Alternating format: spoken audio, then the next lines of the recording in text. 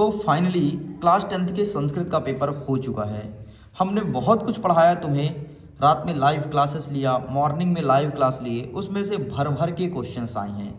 सबसे पहले हम देखेंगे कि आखिरकार जो संस्कृत का रियल पेपर है इसका फुल सॉल्यूशन क्या होगा, और फुल सॉल्यूशन देखने के बाद हम ये देखेंगे कि मिडिल एजुकेशन ने जो पढ़ाया था कितने नंबर का हमारे एग्जाम में हूबहू क्वेश्चंस देखने को मिला है। अगर आप मुझे पहली बार देख रहे हो तो मिडिल एजुकेशन के यूट्यूब चैनल में तुम जाओ, शॉर्ट्स सेक्शन में जाना, उसमें भयंकर वीडियो अपलोड है। जब तुम उसमें देखोगे ना तो मैं तुम्हें ये बताया हूँ कि मैं कौन सा चीज़ कहाँ पे पढ़ाया हूँ और आपके पेपर में कहाँ पर देखने को मिला है, ये चीज़ जरूर देखना। चलिए स्टूडेंट, अब हम संस्कृत के पेपर का फुल सोल्यूशन कवर करते हैं। 75 नंबर का हमारा पेपर था, समय 3 घंटे, एंड टोटल 23 क्वेश्चंस हमारे एग्जाम में देखने को मिला था। आगे वेरियस प्रकार के इंस्ट्रक्शन मौजूद हैं एंड यहाँ से हमारा क्वेश्चन होता है स्टार्ट। थोड़ी मैं जूम करता हूँ ताकि आपका नज़र टोटल ऑन स्क्रीन होना चाहिए और क्वेश्चन पर ही फोकस रहना। पहला नंबर कह रहा है पठ धातु लट लकारस्य उत्तम पुरुष बहुवचनम अस्ति। पठ धातु का लट लकार उत्तम पुरुष बहुवचन क्या होगा, तो यहाँ पर आपको लिखना था ऑप्शन नंबर सेकंड, मतलब पठिष्यामः सही उत्तर हो जाएगा। और इस क्वेश्चन को मैं मॉर्निंग के लाइव क्लास में कराया था। नेक्स्ट कहता है कि गच्छतु इत्यस्मिन् पदे लकारः अस्ति। गच्छत में कौन सा लकार है, तो लोट लकार है, और ये आपका सही उत्तर हो जाएगा। हाँ, ऐसे क्वेश्चन को मैं जरूर नहीं कराया था। नेक्स्ट कहता है लट लकारस्य उदाहरणम नास्ति, मतलब लट लकारस का उदाहरण नहीं है। मैं बोला था ना अंतिम में अस्ति लिखा है कि नास्ति, जरूर देखना। तो इसका सही आंसर हो जाएगा आपका अस्ति, अर्थात ऑप्शन नंबर द। आगे बढ़ते हैं। भवति इत्यस्मिन् पदे धातु अस्ति। जो भवति शब्द है इसमें कौन सा धातु है, भवति में भू धातु है। ठीक है, नेक्स्ट आगे बढ़ते हैं। अधोलिखितेषु उपसर्गः अस्ति, मतलब इनमें से कौन सा उपसर्ग है, तो यहाँ पर अनु उपसर्ग है। और सेम टू सेम इसी क्वेश्चन को मैं मॉर्निंग में कराया था और तुम्हें बताया था कि अनु उपसर्ग होगा, और मैंने एग्जाम्पल भी दिया था अनुपस्थित, अनुपयोग। ठीक, तो ये आपको लिखना था। आगे बढ़ते हैं। नेक्स्ट छठवां नंबर कह रहा है निर्गच्छति इत्यस्मिन् पदे उपसर्गः अस्ति। निर्गच्छत में कौन सा उपसर्ग है, तो उपसर्ग क्या होता है, वे शब्द या शब्दांश जो शब्दों के आगे लगता है। एंड इसका सही आंसर तुम्हारा ऑप्शन नंबर बा निर हो जाएगा, यही आपका सही उत्तर है। चलिए आगे बढ़ते हैं, अब आगे के क्वेश्चंस को सॉल्व करेंगे। दूसरा नंबर कह रहा है कि प्रदत्त शब्द रिक्त स्थान पूर्यत। अब ये जो शब्द दिया गया है ना, आपको रिक्त स्थान फिल करना है। राम शब्द से सप्तमी विभक्ति, मॉर्निंग का क्वेश्चन याद है, राम का सप्तमी विभक्ति तुमको बताया था, तो रामेशु हो जाएगा, ये रहा है आपका सही आंसर। लताया इत्यस्मिन् पदे विभक्ति अस्ति। लताया में कौन सी विभक्ति है, लताया, बड़ा या है, तृतीय विभक्ति हो जाएगा। नदिभ्य इत्यस्मिन् पदे वचनम अस्ति। नदिभि में कौन सा वचन है, द्विवचन की बहुवचन। मैंने तुमको याद करो मॉर्निंग में बोला था कि अगर कोई शब्द के पीछे ये बिंदी लगा हो, अगर बिंदी लगा है तो होगा बहुवचन, और अगर ऐसा लगा है जैसे लौ हो गया, ठीक है, सॉरी, जैसे लौ हो गया या फिर कौ हो गया, अगर ये लगा हो तो ये कहलाता है तुम्हारा द्विवचन। तो इस प्रकार से यहाँ पर बिंदी लगा अंतिम में, तो ये हो जाएगा तुम्हारा बहुवचन। नेक्स्ट कहता है नपुंसक लिंग उदाहरणम अस्ति। तो नपुंसक लिंग का उदाहरण क्या है, लता। लता क्या है, लता तो स्त्रीलिंग है भाई, लेकिन फल जो है, फल ना तो मेल है ना तो फीमेल है ना। फल लड़का थोड़ी ना है, लड़की थोड़ी ना है, इसलिए आएगा नपुंसक लिंग में। बहुत सरल प्रश्न था, इतना घटिया प्रश्न ना पूछना नहीं चाहिए एमपी बोर्ड को, लेकिन ठीक है दिया है। लेकिन अगर तुम थोड़ी दिमाग लगाते तो आसानी से आंसर कर जाते। नेक्स्ट कहता है देखो अव्यय ढूंढने वाला क्वेश्चन इस बार यहाँ आ गया। मैं तो बोला था प्रश्न क्रमांक 5 में आएगा, और देखो 5 में ही आया है। ठीक है, लेकिन बस शर्त ये है कि मैं बोला था यहाँ पे आएगा, मैं यहाँ पर बताया था, लेकिन अफसोस ये है कि यहाँ आ गया। लेकिन मैं 5 नंबर बोला था, देखो 5 में ही आया है। तुम कुत्र गच्छति में अव्यय कौन होगा, तो भैया अब बीच में जो जुड़ता है कुत्र है, तो कुत्र अव्यय हो जाएगा। तुम मतलब तो तुम होता है, ठीक है, तो तुम तो सर्वनाम है, और गच्छसि क्रिया है, कुत्र आपका अव्यय है। अब देखो फिर से अव्यय वाला एक और प्रश्न आया था, बोला था ना कि 2 नंबर तुम्हारा फिक्स होगा। सनप कच्छपः शनैः शनैः चलति, तो इसमें होगा तुम्हारा अव्यय शनैः शनैः, अर्थात इसको टिक करना है। इस प्रकार से ये रहा तुम्हारे पास 100% करेक्ट आंसर। अब याद करो मैंने तुम्हें विलोम पढ़ाया था, पर्यायवाची पढ़ाया था, जो पढ़ाया था वही आया था।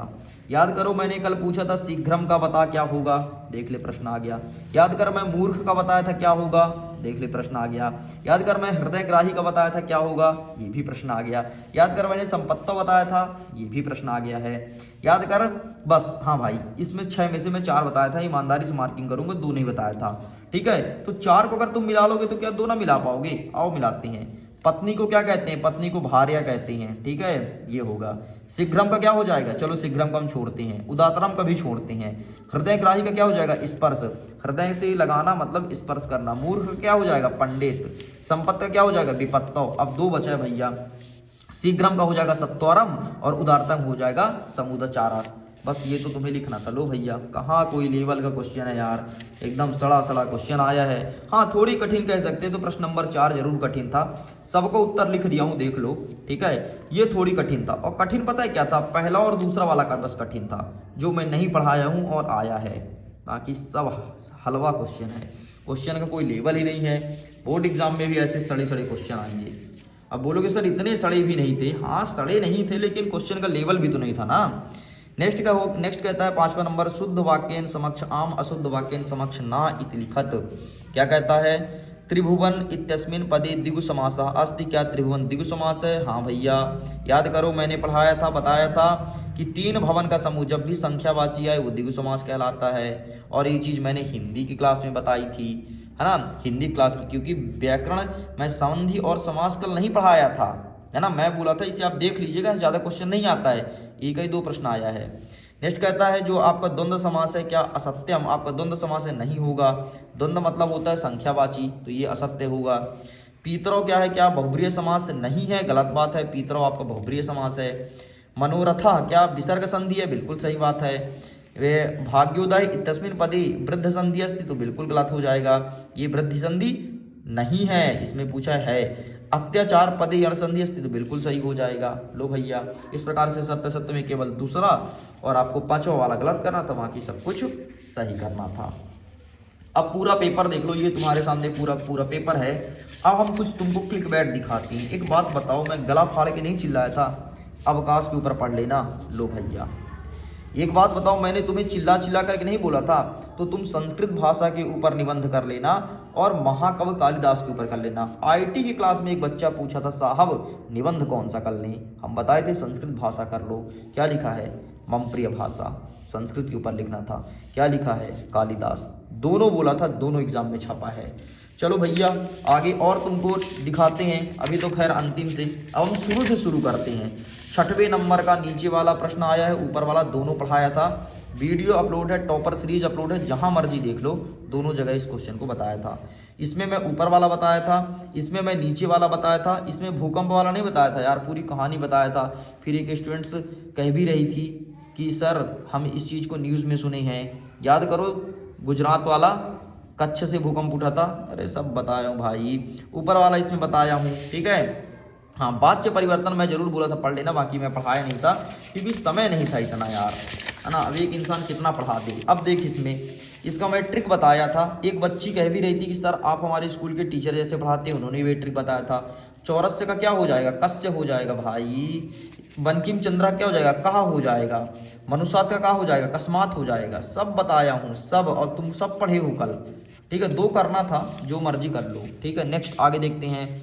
कहाँ अच्छा ये देखो, प्रश्न पत्र से श्लोक बोला था, याद कर लेना। एक प्रश्न आ गया यहाँ से। हाँ इसमें से कहा काम प्रतिकथित में ये दोनों आ गया, ये दोनों बताया था, ऊपर वाला नहीं बताया था भाई, ईमानदारी से मार्किंग। नेक्स्ट देखो, इसमें मैं केवल ये वाला बताया था तुम्हें, बीच वाला, इसमें 2 नहीं बताया था।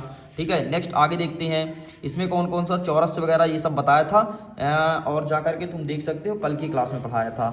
हाँ ये घटनाक्रम अनुसार, कैसे हो घटना वाले, चिल्ला चिल्ला करके बोला था ना, व्याघ्र वाले पार्ट से आएगा, देख लो व्याघ्र वाले पार्ट से ही आया है। और एक स्टूडेंट्स कह भी रही थी कि सर ने बोल दिया मतलब एग्जाम में आएगा, तो भैया देख लो तुम्हारे सामने है, एक एक चीज एग्जाम में आ भी गया है। बाकी ये नाटक साटक है यार, इनको सॉल्व करने का तरीका बताया था कैसे कैसे सॉल्व करना है। बाकी बहुत सारे क्वेश्चन वही आए हैं जो मैंने पढ़ाया था आपके एग्जाम में हूबहू। तो इस प्रकार से स्टूडेंट्स आइए अब हम देख लेते हैं कि कितना आया है पढ़ाया हुआ और कितना आया है बिना पढ़ाया हुआ। तो इसमें तो सब आया है, बात ही मत करो। ये मैं नहीं पढ़ाया था तो 2 नंबर यहाँ पर काट दो, ईमानदारी से 2 नंबर काट दो भाई, मैं पढ़ाया नहीं हूँ तो क्यों अपना क्रेडिट लूँ, है ना। तो 2 नंबर ये काट दो। आगे बढ़ते हैं। इसका ये इसमें 2 ही अटेंड करना था, दोनों आ गया है, ठीक है। इसमें 1 नंबर इसमें काट दो भैया, तो 3 नंबर का नहीं आया। आगे बढ़ते हैं, इस चीज़ को मैंने कल की लाइव क्लास में बताया था, तो सेम टू सेम आ गया, ठीक है। इनका तो कोई रोल कॉल ही नहीं होता, ठीक है, ये तो खुद से करना होता है जी। आगे बढ़ते हैं, आगे बढ़ते हैं, आगे बढ़ते हैं। लो भैया, टोटल 3 नंबर का नहीं आया, बाकी सब कुछ आया है पढ़ाया हुआ।